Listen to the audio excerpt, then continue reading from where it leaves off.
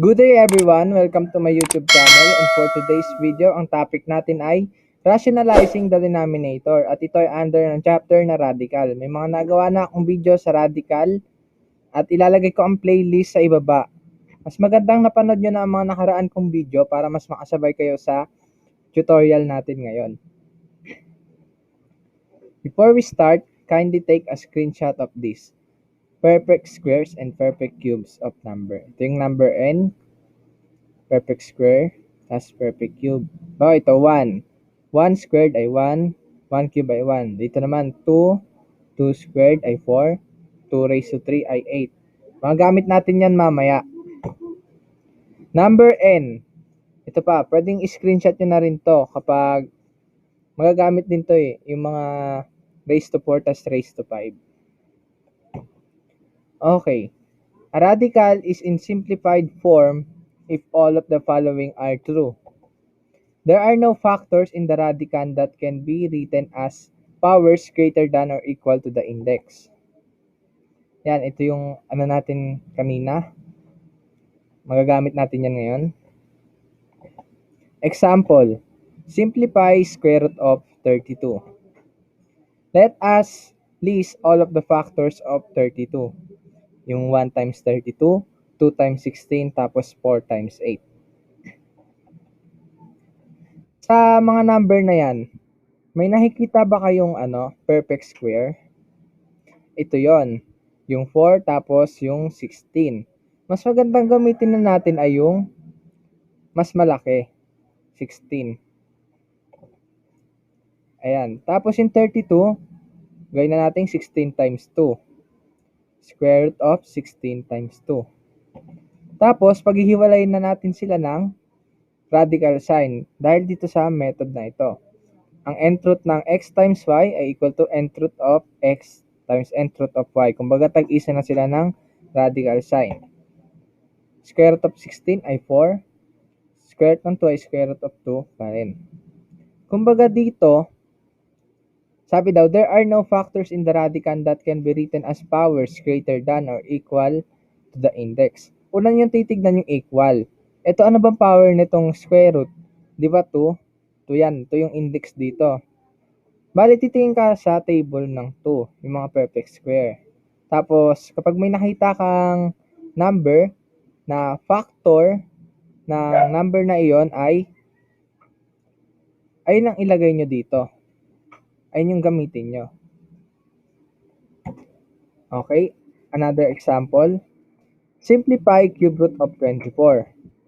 Let us list all of the factors of 24. Ayun yung 1 times 24, 2 times 12, 3 times 8, 4 times 6. Ang index ay 3. Bale, ang titignan natin ay, ang una natin titignan ay yung mga n raised to 3. Ayan, yung equal niya na power. Tapos, sa mga number na ito, may nakikita ba kayong perfect cube or n cube? Ito yon, yung 8. Nandito siya, n cube 8. And na, gawin na natin 8 times 3. Ayun yung pinili natin dito. Cube root of 8 times 3. Sunod, paghiwalayin natin, gaya ng nandito, at gaya ng ginawa natin kanina. Ang cube root ng 8 ay 2, at ang cube root ng 3 ay cube root ng 3 lang. Okay. A radical is in simplified form if, parang ito, pangalawang condition. There are no fractions under the radical sign. So, simplify square root of 3 over 4. Sabi, no fraction inside the radical sign. Gagawin natin, bigyan natin siya ng tag-isang radical sign. Yan, nabanggit ito sa nakaraang video lesson ko, yung ganitong rule. Kapag may fraction sa loob ng radical, pwede nating tag-isa yung numerator tapos yung denominator. Katulad ng ginawa natin dito. Tag-isa na yung numerator, kaya square root of 3, tapos yung denominator, square root of 4. Pero pag ganyan, simplified na kaya siya kasi wala nang fraction sa loob ng radical. Tignan natin sa susunod. There are no radicals in the denominator. Bale, ibig sabihin, hindi pa pala ito simplify kasi may radical pa sa denominator.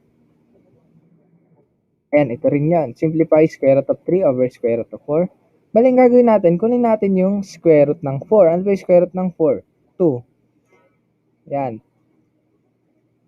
Bale, square root of 3 over 2 na yung simplified form or simplest form. Paano kapag ganito? Hindi siya perfect square, hindi siya perfect cube. Wala siyang cube root, wala siyang square root. Ayan ang ating topic ngayon. Yung rationalizing the denominator. In rationalizing the denominator, consider the following rules. If x is greater than 0, y is greater than 0, and z is greater than 0. Ito yun. Isang number, tapos sa ilalim niya ay merong nth root of a number. Makita ko na sa inyo, magagamit natin ito mamaya. May examples. 4 over cube root of 2. Anong gagawin natin dyan? Dito, nasa presentation, yung y natin dito ay 2. Yung n natin ay 3. Yung x natin ay 4. Tapos, kinopya. Ayan, kinopya siya. Kinopya lang natin. Sunod naman, kopyahin rin natin yung radical sign tapos yung index sa denominator. Ito yun eh.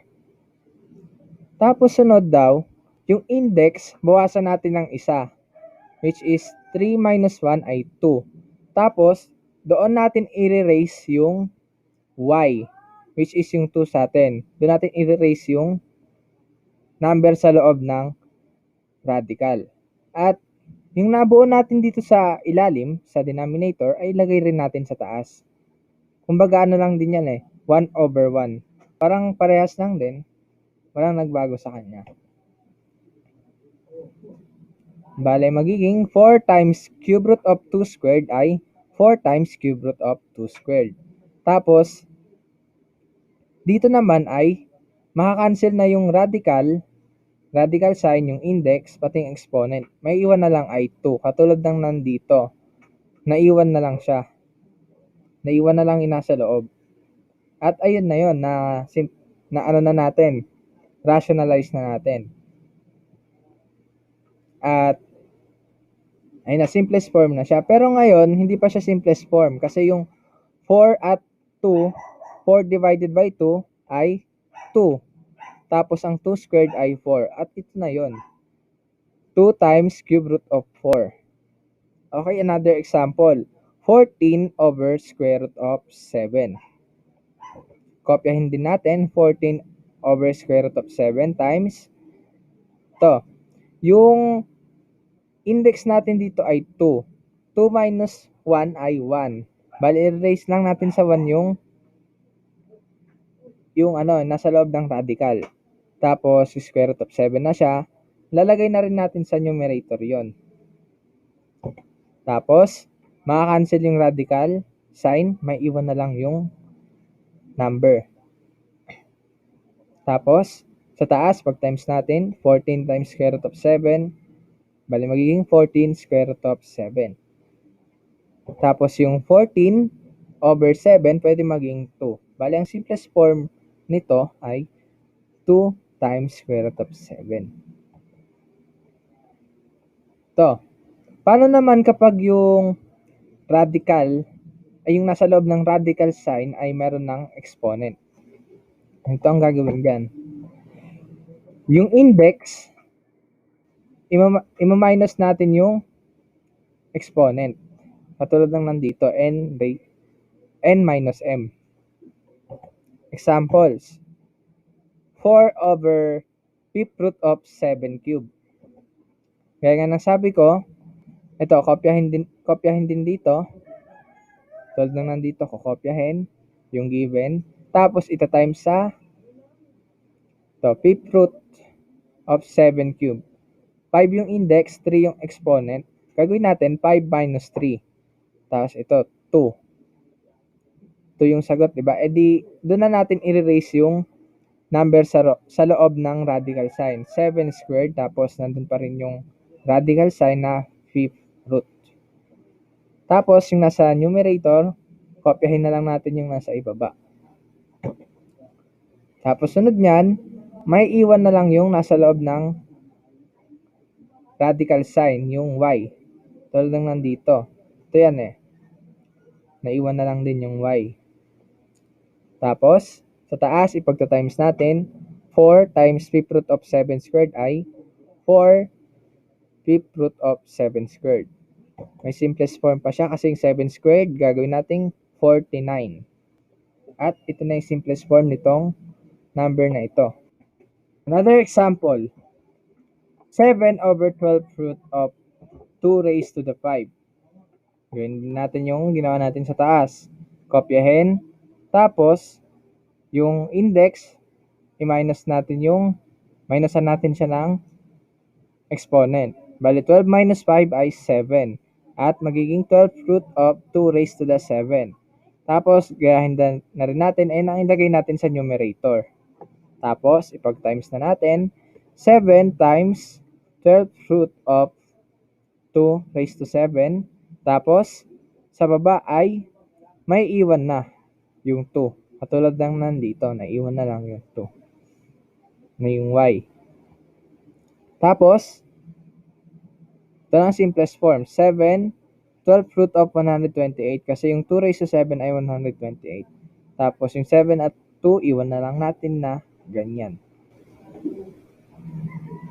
Ito pa, may isa pa. In case of a binomial in the denominator involving square roots, use conjugates square root of y plus square root of z and quantities square root of y minus square root of z are conjugates of each other and the product of conjugates is y over c.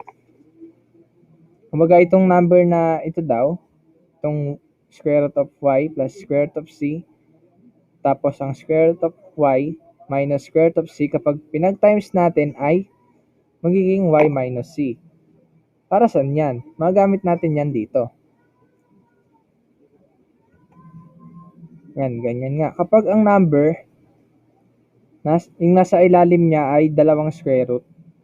Square root of y plus square root of z. Gawin natin, kopyahin din natin. Tapos, i-times na natin sa conjugate. Yung kabaliktaran na sign nito, which is square root of y minus square root of z. Tapos, ganoon na rin yung nasa numerator.